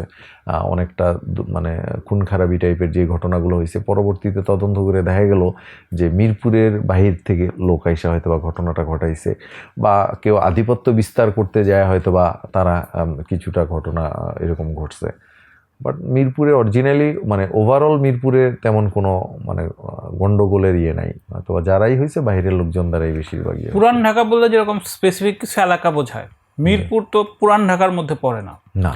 তাহলে পুরান ঢাকা যখন পুরান ঢাকা ছিল না, মানে পুরান ঢাকা যখন ঢাকা ছিল, ওই সময় মিরপুর আসলে কেমন ছিল, এই ব্যাপারে আপনার কোনো জানা আছে? অবশ্যই, কারণ আমি যতটুকু জানি 400 বছরের ঢাকা শহরের তো মিরপুরটা ওই যে আমি আপনাকে বললাম শুরুতে যে মিরপুরের তুরাগ নদীর কারণে মিরপুরটা খুবই প্রমিনেন্ট একটা প্লেস হিসাবে বা স্থান হিসাবে ছিল, যে মিরপুর দিয়ে অনেকে নদীপথে এসে মিরপুর দিয়ে আসতো, আসার পরে এই ঢাকার দিকে যাওয়া বলেন, যে বুড়িগঙ্গা দিয়ে যেরকম ঢাকায় ঢুকতো, ঠিক অনুরূপভাবে অন্যান্য যে জায়গাগুলো আছে, টঙ্গী বলেন, গাজীপুর বা এই সমস্ত এলাকা থেকে, বা সাভার, নবীনগর, এইগুলোর লোকজনগুলো ঢাকায় আসার জন্য নদীপথ ব্যবহার করে তারা এই তুরাগ নদী দিয়ে আমাদের নবাবের বাগ নামে একটা এলাকা, যেটা আমার আরও একটা সুন্দর জায়গার নাম বাকি পড়ে গেছে, যে নবাবরা যারা বিরুলিয়া টাইপের একটা জায়গা আছে নাম বিরুলিয়া নামের, ওইখানে কিছুটা নবাবদের বাড়ি আছে। তা আমি যতটুকু জানি ওই নবাবদেরই বাগান হিসাবে নবাবের বাগ নামে এলাকা, যেটা চিড়িয়াখানার সাথে খুবই কানেক্টেড, জাস্ট একটা ওয়াল দিয়ে দুইটা জায়গাকে ভাগ করা হয়েছে। আর এরপরে হলো বেরিবাদ, তারপরে তুরাগ নদী। তো এই তুরাগ নদী দিয়ে অনেক লোকজন ঢাকা শহরে ঢুকতো।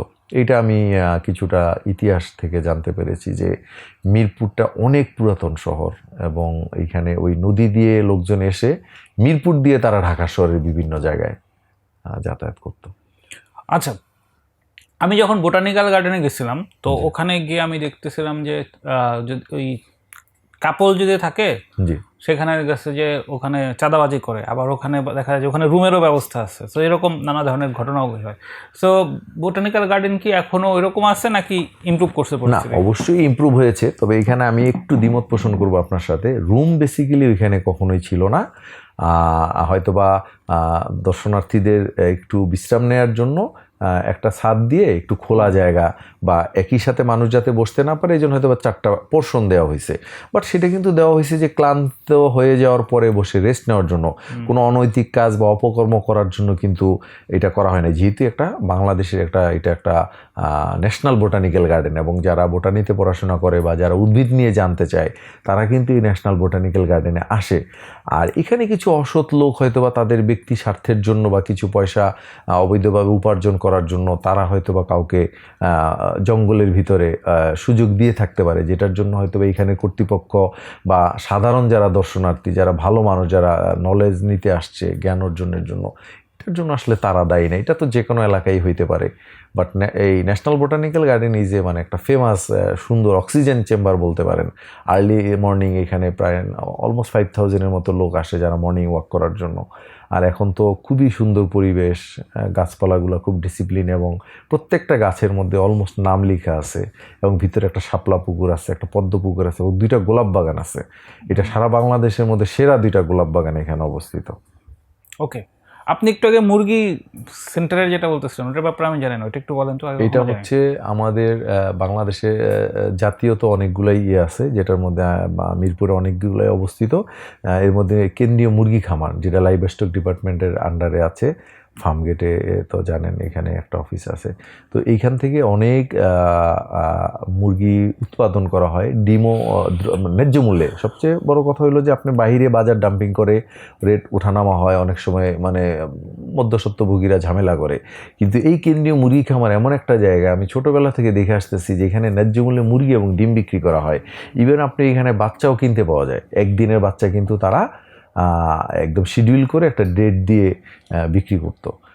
এবং এখানে দেশি বিদেশি, দেশি না বললে ভুল হবে, বিদেশি বিভিন্ন জাতের, যেমন আমি ছোটোবেলায় একটা কিউরিসিটি ছিল, আমি এখানে মুরগি দেখতে যাইতাম, বড় বড় জাতের মুরগি, বিআরআই, তারপরে হোয়াইট লেগ হর্ন, নানা ধরনের টাইগার মুরগির জাত, বিশাল বড় বড়, এগুলা এখানে তারা বীজ তৈরি রেখে এখান থেকে তারা ডিম ইনকিউবেটরের মাধ্যমে উৎপাদন করত।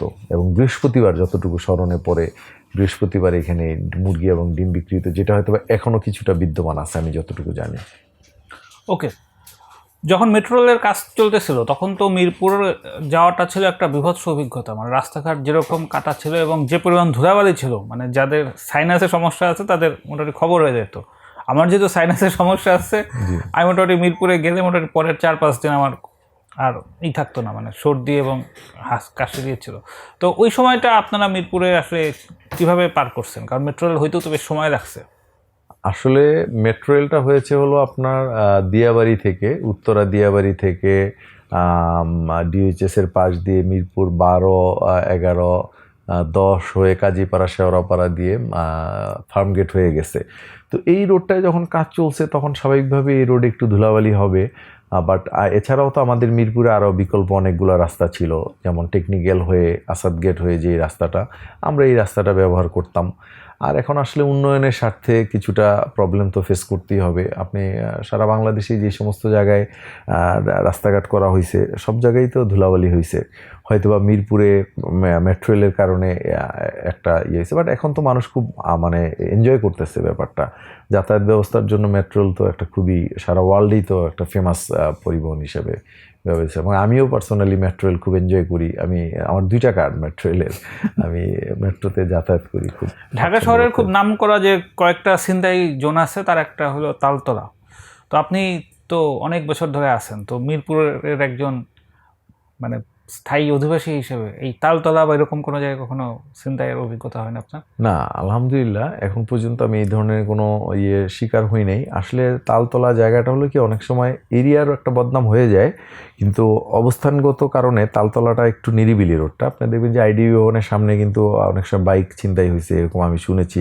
আমারও পরিচিত 2-1 জন বলছে যে এটা হয়। যেমন এয়ারপোর্ট রোডেও কিন্তু এরকম হইতেছে, কারণ যেই রোডগুলোতে মানে আপনার জনসমাগমের একটু স্বল্পতা থাকে সেই জায়গাগুলোতেই কিন্তু হয়। তো যে কারণে তালতলা জায়গাটা একটু নিরিবিলি, ওই জায়গাটায় মানে যেহেতু তার পাশেই একটা রানওয়ে আছে, তো রানওয়ে থাকার কারণে ওইখানে অন্যান্য কোনো পূর্ব পাশে কোনো স্থাপনা খুব কম, তো ওই অংশটুকু মূলত জননীরব থাকে। এই কারণে হয়তোবা অপরাধীরা এই জায়গাটাকে আপনার তাদের অপরাধের সংগঠিত করার স্থান হিসাবে নির্বাচিত করছে। তো যে কারণে হয়তোবা তালতলার একটা বদনাম হয়ে গেছে। বাট আসলে তালতলার কোনো লোক এরকম করে বলে আমার জানা নাই, হয়তো এটা বাইরের কেউ এসেও করতে হ্যাঁ, পারে। মানে আমি বলছি আপনার অভিজ্ঞতা হয়েছে কিনা, আপনার হয় নাই? না, আমার আলহামদুলিল্লাহ এরকম কোনো অভিজ্ঞতা আমি পড়িনি। তখন আপনার জন্য কি অভিজ্ঞতার জন্য শুভকামনা জানাবো, যাতে না হয় সেটার জন্য প্রার্থনা করব, কোনটা না, করবো? অবশ্যই আমি বলবো যে প্রার্থনা আমিও আপনার জন্য করব, আপনিও আমার জন্য করবেন, এবং আমরা সবার জন্য করব, কারণ এই অনাকাঙ্ক্ষিত ঘটনায় যাতে কেউই না পড়ে। হ্যাঁ, কারণ অনেক সময় এই ঘটনা থেকে মানুষের প্রাণহানিও পর্যন্ত হইতে পারে। তো আমরা চাই না যে ধর্মবর্ণের কোনো মানুষই যাতে এখানে এই ধরনের এই বাজে সিচুয়েশনে না পড়ে। ফেসবুকে একজন জনপ্রিয় সেলিব্রিটি আছেন, সেটার নাম হচ্ছে আরিফার হোসেন। আপনি ওনার নাম জানেন কিনা আমি শিওর না, বা জানতেও পারেন। আরিফার হোসেন বেশ কয়েক বছর আগে একবার একটা স্ট্যাটাস দিয়েছিলেন যে এখন যে রকম কিশোর গ্যাং হয়, কিশোর গ্যাংয়ের যেরকম লড়াই টড়াই হয়, তো 90-এর দশকে যেটা হয়তো যে পাড়ায় পাড়ায় এরকম বিভিন্ন ক্যাডার ভাই থাকতো, যাদেরকে আমরা সন্ত্রাসী হিসেবে চিনতাম, কিন্তু এলাকার মুরব্বীদের তারা খুব মান্যগণ্য করতো, নিজ এলাকায় কোনো অপকর্ম করতো না।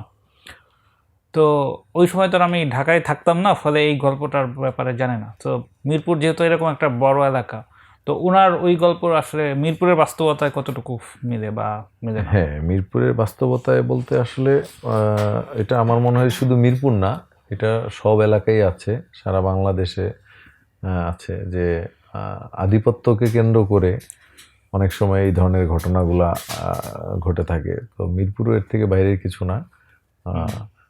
তো এটা ছিল কম বেশি, বাট তারপরে যে আপনি বললেন যে মুরব্বীদের রেসপেক্ট করা, ইয়ে করা, এটা হয়তো বা অনেক সময় ওই যে বললাম না যে এত একটা খেলাধুলা হয়েছে, একটা খেলায় হার জিতকে কেন্দ্র করে একটা গন্ডগোল হয়ে গেছে।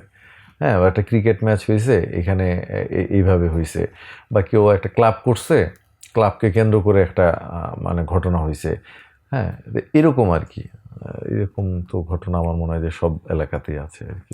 স্ট্রিট ফুডের যে গল্পটা বলতেছিলেন, ওটা তখন ঠিক মতো শোনা হয় না। মানে মিরপুরের স্ট্রিট ফুডের আলাদা কি বৈশিষ্ট্য, যেটা মনে করেন ইয়েতে নিউ মার্কেটের যে স্ট্রিট ফুডগুলো আছে সেটা করতে পারে না, কাভার করতে পারে না? না, কাবার বলতে এখানে যেমন প্রত্যেকটা এলাকার নিজস্ব কিছু বৈশিষ্ট্য থাকে, যেমন পুরান ঢাকার বিরিয়ানি, তারপর নেহারি, এই ধরনের অনেকগুলো ব্যাপার। ঠিক আমাদের মিরপুরে কিন্তু চান্দন নেহারি খুব বিখ্যাত, মিরপুরে 11 নম্বর ইয়েতে পড়ছে আর কি, এটা কালশির দিকে। তো এইখানে আপনার স্ট্রিট ফুডটা জনপ্রিয় দেখতেছি আমি এই জন্য যে সাধারণ আয়ের মানুষগুলা একটা ভ্যানে করে গরুর মাংস, খিচুড়ি, পোলাও, ডিম খুব সস্তার মধ্যে দিতেছে। তো অনেক সময় দেখা গেলো অনেক স্টুডেন্ট মিরপুরে প্রচুর স্কুল কলেজ মাদ্রাসার কারণে, এবং প্রচুর মেস করে থাকে আর কি, ব্যাচেলররা থাকে। তো তাদের জন্য হয় কি, এই বুয়া টুয়া অনেক সময় আসে না, বা রান্নার ঝামেলা থাকে, তো ওরা হয় কি খুব অল্প পয়সার মধ্যে এবং টেস্টি ফুডগুলা খুব মানে গ্রহণ করতে পারে। তো এইভাবে করতে করতে স্ট্রিট ফুডের জনপ্রিয়তা বাড়লো। পাশাপাশি এখন আমাদের হ্যান্ডি বিফগুলো আসছে, মশলা ছাড়া গরু মাংস একটা নাম করা হোটেল আসছে মিরপুরে, আবেশ। তারা করতেছে, এবং এটা ফেসবুকেও বেশ দেখছেন হয়তো বা। হ্যাঁ, তো বটভুনা আছে, তো এরকম এইভাবে আস্তে আস্তে আপনার এই স্ট্রিট ফুডটা জনপ্রিয় হয়ে গেছে মিরপুরে। যেহেতু এখানে অনেক লোক থাকে, তার মানে এখানে বাসার সংখ্যা বেশি, এবং বাসার সংখ্যা বেশি মানে হলো যে এখানে আসলে বেশিরভাগই থাকে ভাড়াটিয়া এবং বাড়িওয়ালা হলো অল্প।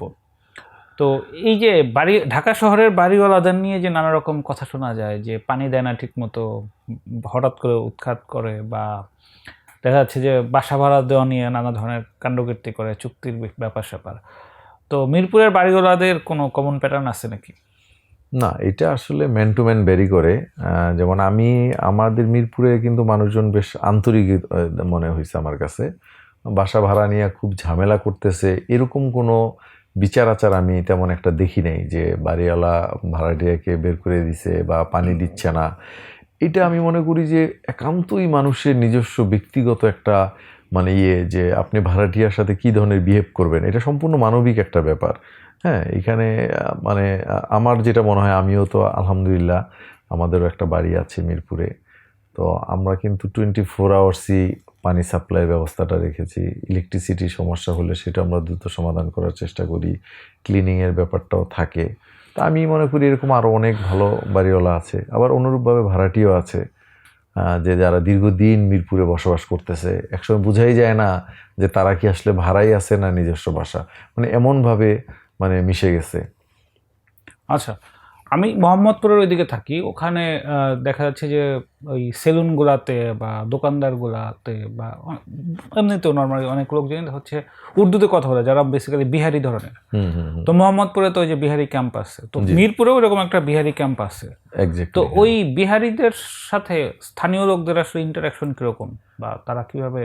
ইন্টারাকশন বলতে কি, ওরা তো দীর্ঘদিন থেকে চলে, এবং আরও বেশি হলো যে ওরা আমাদের সাথে যখন কথা বলে তখন কিন্তু ওরা ওদের নিজস্ব ল্যাঙ্গুয়েজটা ইউজ করেন, ওরা বাংলাতেই বলে। এবং আমার কাছে ক্ষেত্র বিশেষ দেখা গেছে যে ওরা খুবই আন্তরিক, এবং এই সেলুন পেশাটা এবং কাবাব, মিরপুরের যে বিখ্যাত কাবাব, যেটা এর আগে আপনি প্রশ্ন করছিলেন, যে এই কাবাবগুলোর জন্য কিন্তু রাব্বানি হোটেল বা এই কাবাবগুলোর জন্য কিন্তু মিরপুরে মানুষ আসলে আসছে, আগেও আসছে, এখনও আসে। হ্যাঁ, তো এই বিহারি যেটা আপনি বললেন, এরাই কিন্তু মূলত এই কাবাবের নেতৃত্বটা দিচ্ছে আর কি। এদের থেকেই কিন্তু আস্তে আস্তে এখন কিছুটা হয়তো বা তাদের এখানে কাজের সাথে বা শিখার কারণে অন্য বাইরের লোকজন এই কাবাবের বিজনেসটায়, শওকতের কাবাব মিরপুর এটা খুব নাম করা, খিরি কাবাব, হ্যাঁ, গরুর খিরি পাওয়া যায়, এটা নর্মালি অন্য জায়গায় পাওয়া যায় না, খিরি কাবাব হয়, তিল্লি, গরুর তিল্লি করে। তো এটা কিন্তু মিরপুরে বেশ জনপ্রিয়, এবং এটা খাওয়ার জন্য যে প্রশ্নটা আপনি এর আগে একবার করছিলেন যে কেন মিরপুরে এটা খুবই খুবই জনপ্রিয় মিরপুরে, শওকতের কাবাব, তারপরে তিল্লি, খিরি, এই কাবাবগুলো বেশ জনপ্রিয়। এবং কোয়েল পাখির ডিম, আপনি চিন্তা করতে পারবেন না যে একটা লোক কি পরিমাণ মানে এভরিডে কোয়েল পাখির ডিম বিক্রি করে। আমার জানা মতে ওনার নাকি 4-5টা 6 তলা বাড়ি, জাস্ট ওনার কোনো দোকান নাই, রোডের উপরে কোয়েল পাখির ডিম বিক্রি করে। আমি তো আমার ভাগ্নাকে কোয়েল খাওয়াতে চাইছি, রিসেন্টলিও একটা কম্পিটিশনে পুরস্কার পাইছে, পরে ওকে বলছিলাম যে কোয়েলের ডিম খাওয়াবো আর কোয়েলের রোস্ট খাওয়াবো। তো তাহলে মিরপুরে নিয়ে আসতে পারেন আপনি, আমি লোকেশনটা বলে দিই, মিরপুরে 11 নম্বর থেকে ভিতরে যে রোডটা গেছে, হ্যাঁ, এইদিকে আপনি গেলেই কিছু দূর যাওয়ার পরে রাব্বানি হোটেল, রাব্বানির অনেকগুলো ব্রাঞ্চ আছে, তো এইখানে একটা আছে, এই রাব্বানি হোটেলের ঠিক উল্টা দিকে একটা জাস্ট গলির মাঝখানে একজন ভদ্রলোক, উনি এই কোয়েল পাখির ডিম বিক্রি করে।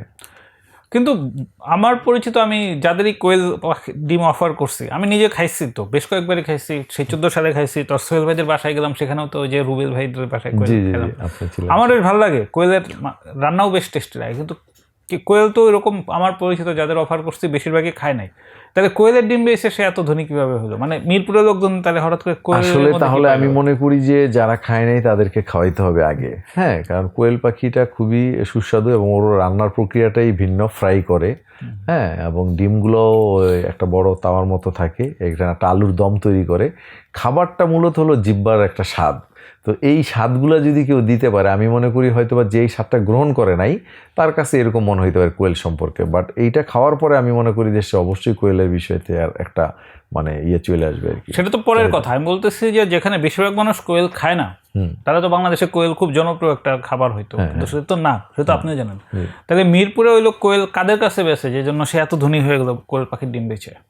এখন আপনি হয়তো বা নির্দিষ্ট কিছু মানুষদের কথা বলতেছেন, কিন্তু এখানে 30 লক্ষ লোক, 30 লক্ষ লোকের কয়জন সম্পর্কেই বা আমরা জানি। আমি এরকমও দেখেছি যে মিষ্টির প্যাকেটের মতো ছোট ছোট প্যাকেট আছে যেখানে 15টা 20টা করে ডিম আলুর দম সহ নিয়ে যাইতেছে, মানে সে দিয়ে সময় পাইতেছে না, এত মানে তার এখানে চাহিদা। তো যারা আসলে এটা স্বাদ পেয়ে গেছে তারা ঘুরে ঘুরে আসতেছে। হ্যাঁ, যেমন শওকতের কাবাব, এটার ওই দোকানে গেলেও দেখবেন প্রচণ্ড গরম, একদিকে রান্না হইতেছে, ভিতরে লোকজন খাচ্ছে, বাট এরপরও কিন্তু সিরিয়াল লেগে আছে, কারণ এটার টেস্টটা হয়তো বা লোকজন পাচ্ছে।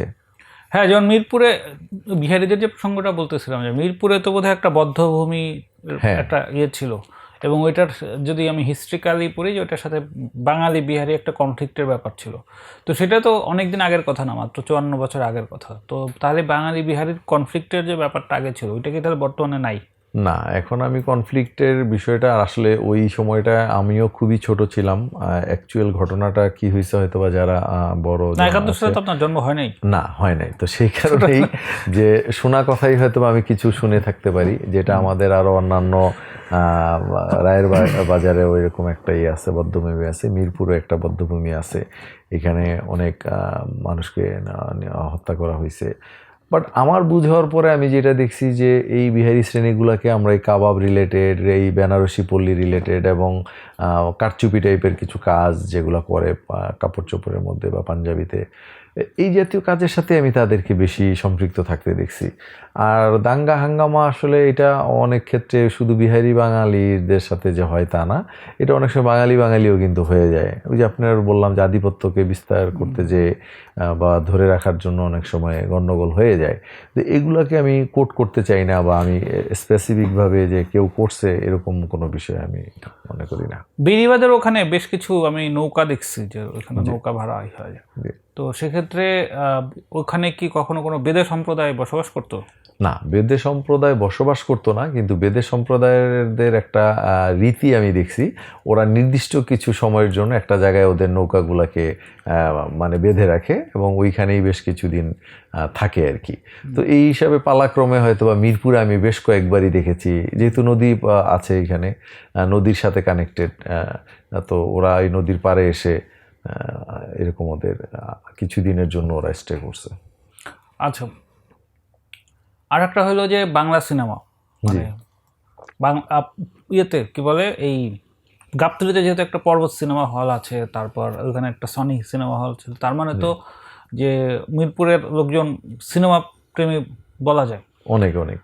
তো ইয়েতে কি বলে, এই যে বেদের মেয়ে জ্যোৎস্না ফিল্মটা যখন রিলিজ হলো ওই সময় তো কি আপনি তো মোটামুটি বেশ বড়, হ্যাঁ, আমি বেদের মেয়ে জ্যোৎস্না আমি ওই সময়কার ইয়েতে মানে মিরপুর এলাকায় বেদের মেয়ে জ্যোৎস্নার কি কি ঘটনা ঘটছে? যেমন ইলিয়াস কাঞ্চন, মানে যেটা হয়েছে যে কয়েকদিন আগে একটা ইন্টারভিউতে বলতেছিল যে কোনো ফিল্ম ব্যবসা করলেই যেটা নিয়ে ওই বেদের মেয়ে জ্যোৎস্নার সাথে কম্পেয়ার করা হয়। হ্যাঁ, কিন্তু শুধু টাকার বাইরে বেদের মেয়ে জ্যোৎস্না 6 মাস 8 মাস 9 মাস ধরে যেসব জায়গায় চলছে, এই বেদের মেয়ে জ্যোৎস্না দেখা নিয়ে সংসার ভেঙে গেছে, হলের ভেতরে বাচ্চা হয়েছে, তারপরে দেখা যাচ্ছে যে বাচ্চা হওয়ার পরে একদিন পরে বউ চলে এসে বেদের মেয়ে জ্যোৎস্না দেখছে, এরকম অসংখ্য কাহিনীর কথা সে বলছে।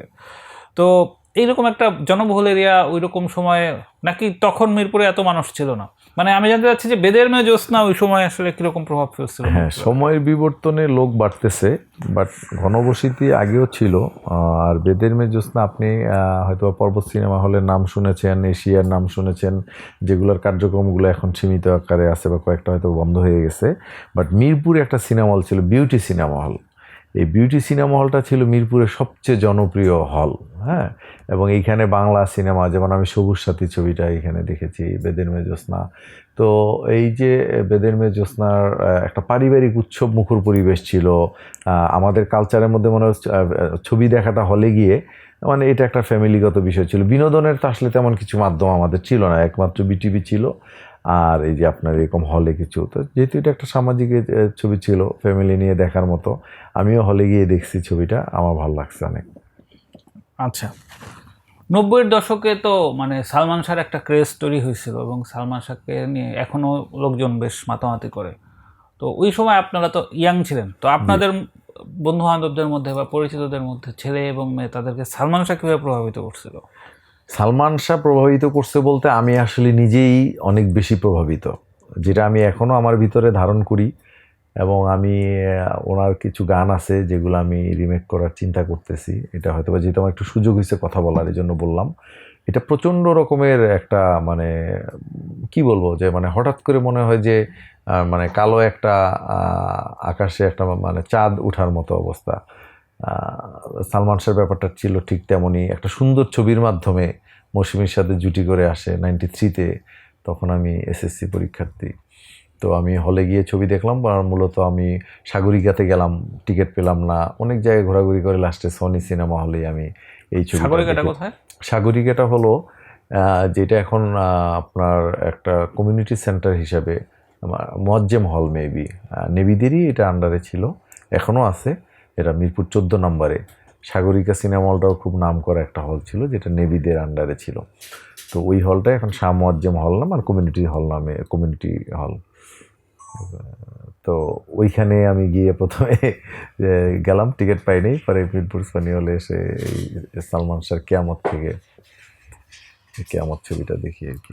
আচ্ছা, পুরান ঢাকার বাড়িওয়ালাদের ছেলে পেলে যেরকম সাধারণত ব্যবসা বাণিজ্য করে, তারা আলাদা করে চাকরি বাকরি করে না। তো মিরপুরের যারা বাড়িওয়ালা তাদের ছেলে পেলে কি কোনো চাকরি বাকরি করে নাকি তারাও ব্যবসা বাণিজ্য করে? না, একেবারে যদি আমরা মিরপুরের অনেক পুরাতন ইতিহাস দেখতে যাই, সেই ক্ষেত্রে এখানে লোকজনের আসলে কিছুটা তাদের জমি জমা নিয়ে দেখাশোনা করা বা ওইখান থেকে ফসল উৎপাদন করা, ছোটোখাটো কিছু বিজনেস করা, এইভাবে। কিন্তু পরবর্তীতে আসলে মিরপুরে কিন্তু দেখবেন বেশিরভাগই বাইরের লোকজনই আসা।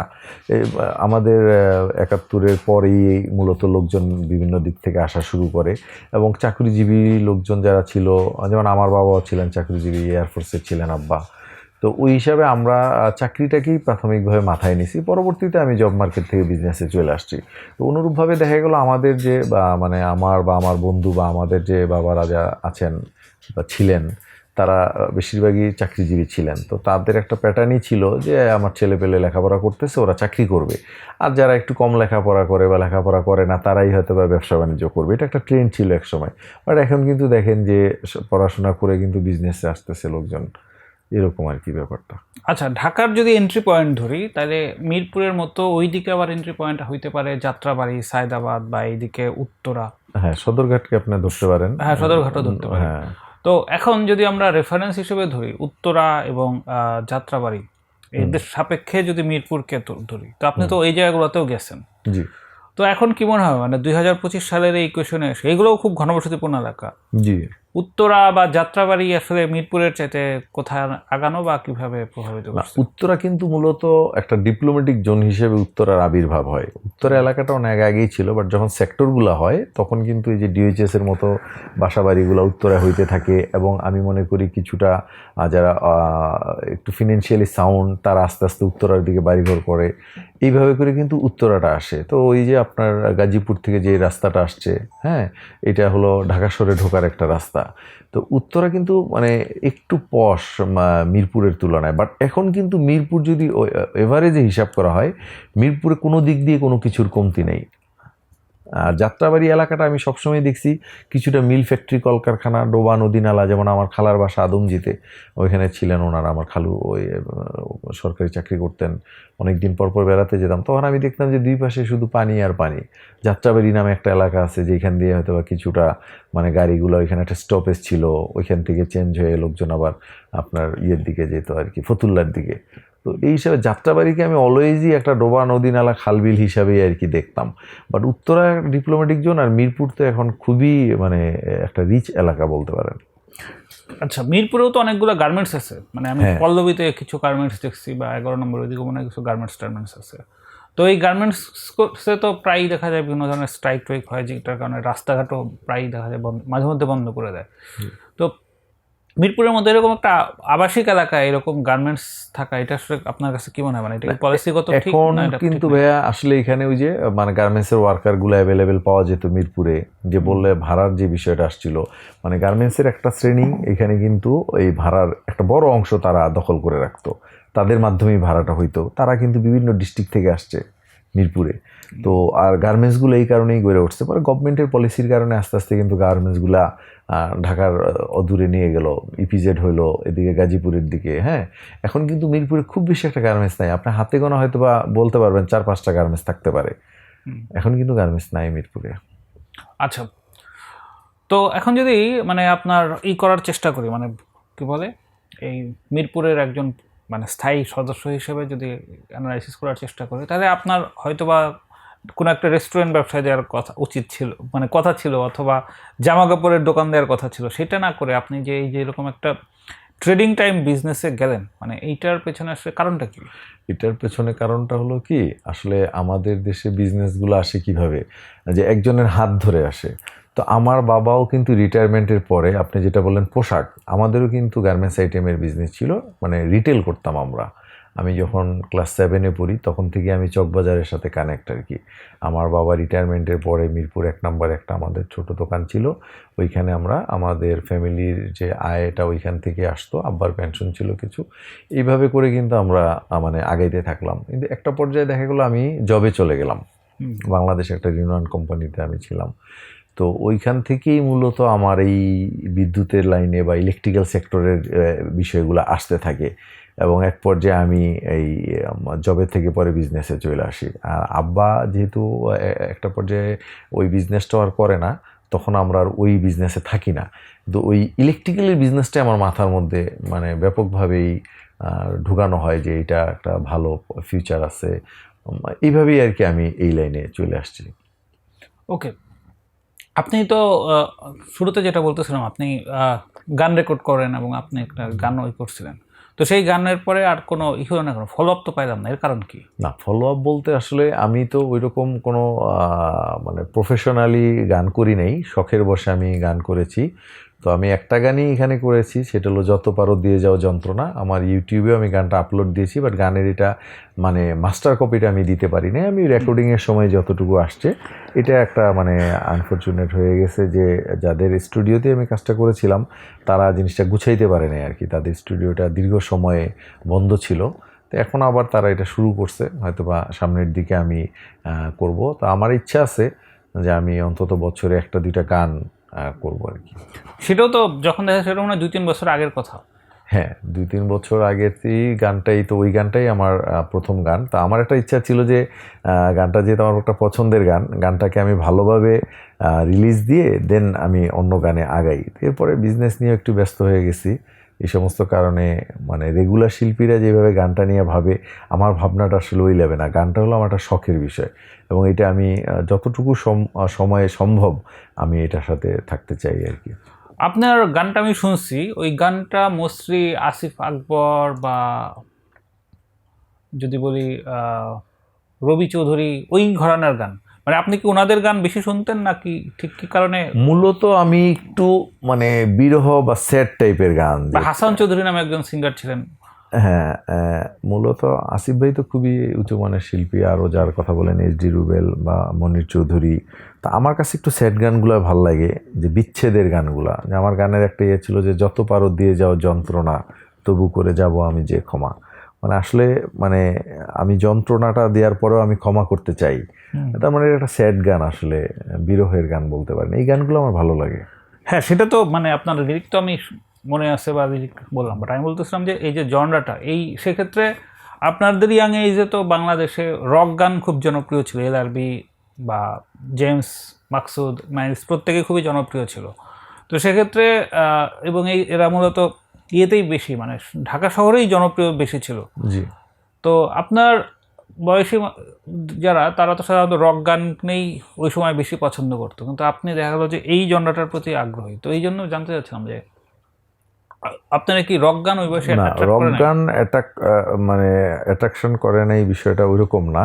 ওইটা আমরা যেমন আপনার হাসান, তারপরে আইয়ুব বাচ্চু, মাইলসের শেফিন, যদি ওনারা আমার সিনিয়র ভাই, তো ওনাদের গানগুলো কিন্তু চাঁদ তারা সূর্য নও তুমি, কত সুন্দর। মানে এই গানগুলো আইয়ুব বাচ্চুর এখন অনেক রাত, জেমসের এই ধরনের অনেকগুলো গান ছিল, হাসানের ছিল চারিদিকে উৎসব। তো ওই গানগুলো কিন্তু অনেক মনের মধ্যে। বাট একান্তই পার্সোনালি আমার কাছে মনে হয়েছে যে বিরহের গানগুলো কেন যে আমার ভালো লাগে, এটা হয়তো আমি ব্যক্তি সাখাওয়াত আমার একটা আলাদা প্যাটার্ন হইতে পারে যে এটা, বাট ওনাদের সুন্দর গানগুলো কিন্তু এখনো হৃদয়ে বাজে। হ্যাঁ, এই তারপর কিন্তু মিরপুর যে কি বলে, মিরপুর যে এলাকাটা, মিরপুর এলাকাটার যে বৈশিষ্ট্য, এই বৈশিষ্ট্য কি আসলে বিরোহী গানের সাথে যায় নাকি রক গান স্টাইলের সাথে যায়? এই এলাকাটাকে আসলে কোন ধরনের গান বেশি রিপ্রেজেন্ট করে? মিরপুর এলাকাটা এমনই একটা এলাকা যেখানে সব ধরনের মানুষেরই কিন্তু বসবাস, যে কারণে এখানে আপনি রক গান যখন হয়েছে রকের শিল্পীও পাবেন, আপনি বিরহের গানও পাবেন, আবার দেখা গেলো এখানে যেহেতু মাজার আছে, মাজার রিলেটেড যে গানগুলা, যেমন অনেকে এই টাইপের গান, এগুলো কি গান বলে যে কিছুটা মানে ভান্ডারি টাইপের গান, মাইজ ভান্ডারি টাইপের, ওই ধরনের গানেরও কিন্তু এখানে না না ভাই, আমার প্রশ্নটা সেটা না, আমি বলতেছি যে ধরেন যে বলা হইলো যে সাখাওয়াত ভাইকে কোন ফিল্ম দিয়ে সবচেয়ে ভালো বোঝা যায়? এখন কেউ একজন বললো সাখাওয়াত ভাইকে সবচেয়ে ভালো বোঝা যায় হচ্ছে বেদের মেয়ে জ্যোৎস্না সিনেমা দিয়ে। তো ওই রকম তো আমি প্রশ্নটা করতেছিলাম যে মিরপুর এলাকাটাকে যদি আমি কোনো একটা গান দিয়ে করতে চাই, কোন ধরনের গান দিয়ে মিরপুর এলাকাটা সবচেয়ে ভালো বোঝা যায়? এটা আপনার প্রশ্নটা আসলে একটু হয়ে গেল যে এখানে যেহেতু বিভিন্ন ধরনের মানুষের বসবাস, আমি ধরে নিব যে একটা শ্রেণী বেদের মেয়ে জ্যোৎস্না টাইপের ছবি দেখবে, আবার একটা শ্রেণী একটু, যেহেতু এখানে অনেক স্কুল কলেজ মাদ্রাসা আছে, শিক্ষার হারও ভালো, সেই ক্ষেত্রে কিন্তু কেয়ামত থেকে কেয়ামত কিন্তু আমি দেখছি টিকিট পাওয়া যাচ্ছে না, আবার বেদের মেয়ে জ্যোৎস্নারও কিন্তু টিকিট পাওয়া যাচ্ছে না। তাহলে আমি ধরেই নিলাম যে এখানে দুই শ্রেণীরই কিন্তু দর্শক আছে। যদি এমন হইতো যে না, বেদের মেয়ে জ্যোৎস্নায় টিকিট পাওয়া যাচ্ছে না কিন্তু কেয়ামত থেকে কেয়ামতে হল ফাঁকা, ব্যাপারটা কিন্তু তা না। এবং ওই সময় আমি দেখছি যে আমাদের যারা একটু শিক্ষিত পরিবারগুলো আছে, ছেলেমেয়েগুলো আছে, ইভেন আমি আমাদের অনেক গার্জেনকেও দেখছি যে তারা তাদের ছেলেমেয়ে নিয়ে কেয়ামত থেকে কেয়ামত দেখার জন্য চলে আসছে। ওকে, সো আমি রিসেন্টলি মিরপুরের ঋদ্ধি বা ঋদ্ধি প্রকাশনী নামে এই করলাম, কি বলে, এই মিরপুর 11-তে একটা বুক ক্যাফে শপ টাইপ দেখলাম। তো মিরপুরে এই কালচারাল বা আর্ট কালচার ডেভেলপমেন্ট টাইপ প্রতিষ্ঠান কি ধরনের আছে, বা বইয়ের দোকান কি ওইরকম আছে? অনেক বইয়ের দোকান আছে। আপনি বিশেষ করে মিরপুর 10 নম্বরে যদি দেখেন, এই ফুটওভার ব্রিজটার এই পাশে স্টেডিয়াম থেকে ধরে অনেকটা অংশ, এখানে অনেক পুরাতন বই নীলক্ষেতের মতো বিক্রি হইতেছে। হ্যাঁ, তো এগুলো আছে, প্লাস অনেক লাইব্রেরি আছে, ব্যক্তিগত লাইব্রেরি আছে। হ্যাঁ, মানুষে এগুলা বই পড়তেছে। আমার কাছে মনে হয় যে এই জায়গাটাও মিরপুর আগে আছে, পিছায় নেই।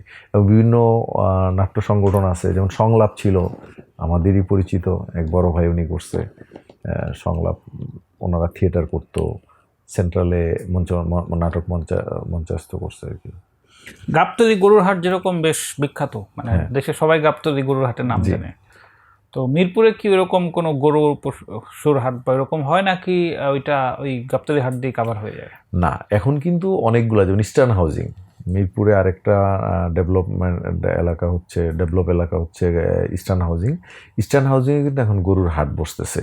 বাট মিরপুর গাবতলী হাট ছিল সারা বাংলাদেশের মধ্যে, যেহেতু নদী ব্যবস্থার সাথে খুব কানেক্ট, এবং আমিনবাজারের একটা ব্রিজ আছে জানেন, যে ব্রিজ দিয়ে খুব ইজিলি গাড়ি বিভিন্ন ডিস্ট্রিক্ট থেকে আসে, যেই কারণে এখানে কিন্তু গাবতলীর হাটটা একটা স্বনামধন্য হাট হিসাবে এখনও আছে। তবে বিভিন্ন জায়গায় ইজারাদারদের কারণে হোক, গভর্নমেন্ট পলিসির কারণে হোক, হাটের প্রেশার কমানোর জন্য হোক, এখন কিন্তু ইস্টার্ন হাউজিং হাট বসতেছে, কচুক্ষেত হাট বসতেছে, ইব্রাহিমপুরে হাট বসতেছে, তারপর আপনার এই যে শেওড়াপাড়ার এদিকে হাট বসতেছে, অনেক হাট কিন্তু এখন মিরপুরে বসে।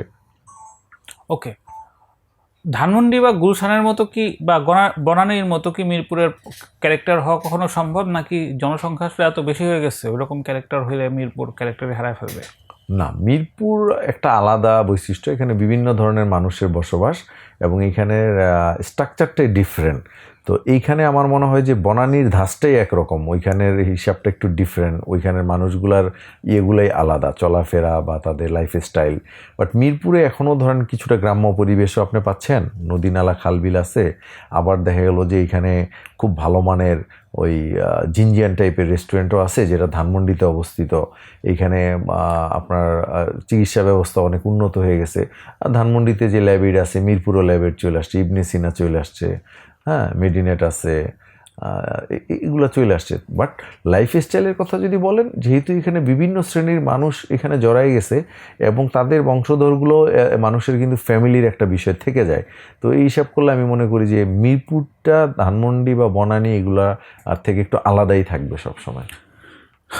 ওকে, তো আমি যেহেতু রেগুলার আমার মানিকগঞ্জে যাইতে হয়, আমিনবাজার ব্রিজ পার হইলেই মোটামুটি একটা বাতাসের একটা বড় রকম পার্থক্য টের পাওয়া যায়, যে দুই জায়গার বাতাসে কিন্তু অনেক পার্থক্য আছে। তো ঢাকার বাতাস অনেক বেশি দূষিত এবং বিষাক্ত, মানে ঢাকার বাতাসের সীসা অনেক বেশি, এয়ার ইন্ডেক্স কোয়ালিটিও বেশ খারাপ।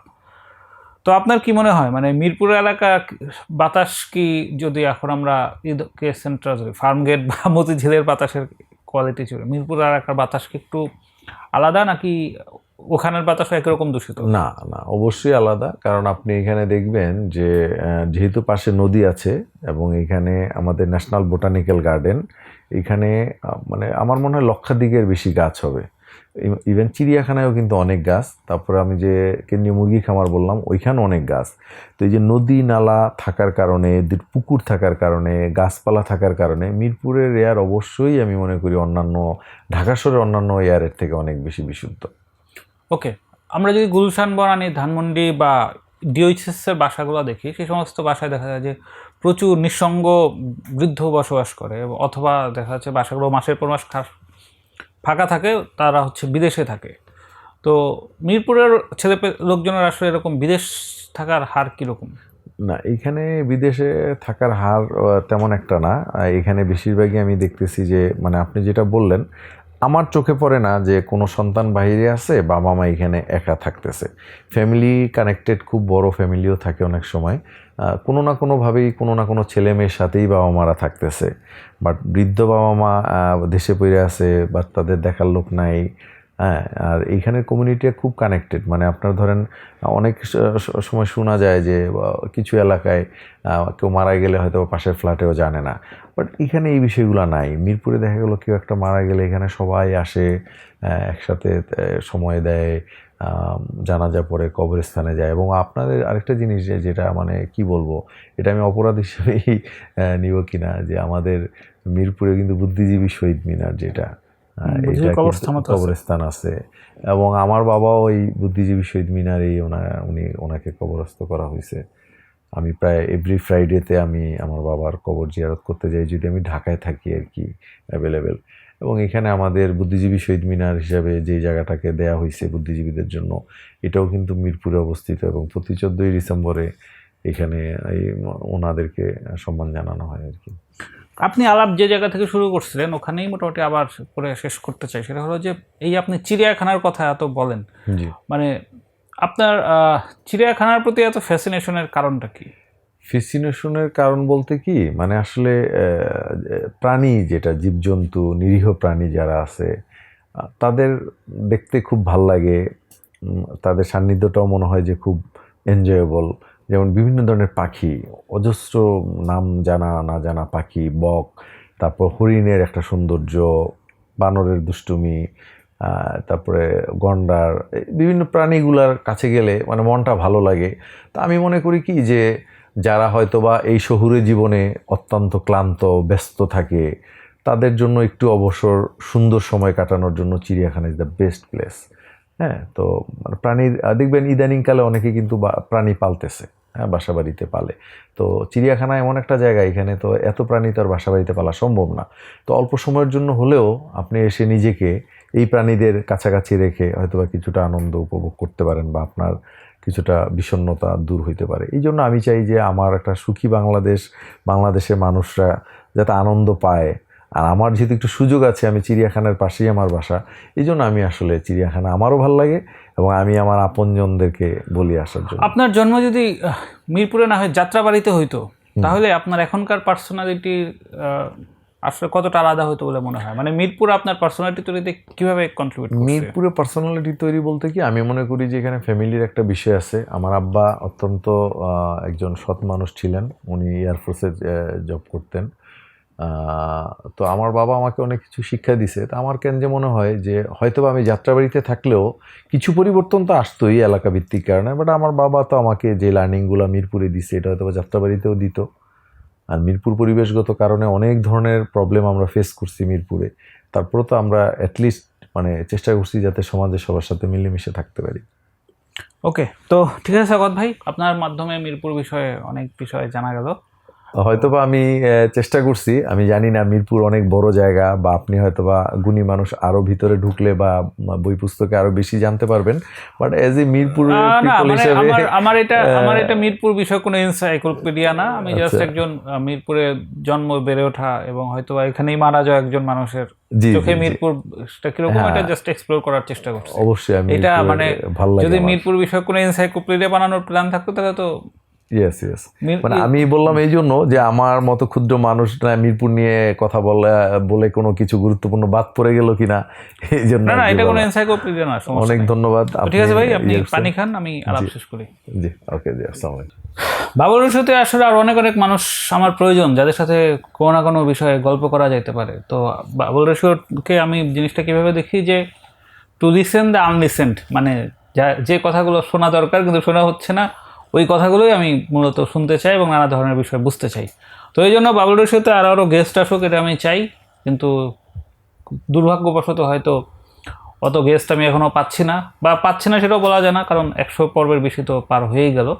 তো মিরপুরের বিষয়ে সাখাওয়াত ভাইয়ের সাথে যে আলাপটা, সেই আলাপটা অফ ক্যামেরায় করলে যতটা জিনিসপত্র বলা যায়, তো অন ক্যামেরার কারণে উনি দেখা গেছে অনেক কিছু সেন্সর করে বলছে, বাট স্টিল যেটা বোঝার সেটা তো বোঝা গেছেই, আর যেটা জানার সেটাও মোটামুটি জানা গেছে। আর আমি তো অফ ক্যামেরা অনেক কিছু এমনিই জানি, বাট স্টিল এটার একটা গ্লিমস আমার মনে হয়েছে যে বাবুলের সাথে থাকা দরকার, যেটা বাবুলের জন্য ভ্যালুয়েট করে। তো সেই জায়গা থেকে আজকের এপিসোডটা গুরুত্বপূর্ণ। সামনে আবার অন্য কোনো টপিকে অন্য কোনো ব্যক্তির সাথে বাবুলের সাথে আবার বসবো। সবাই ভালো থাকেন, আবার কথা হবে।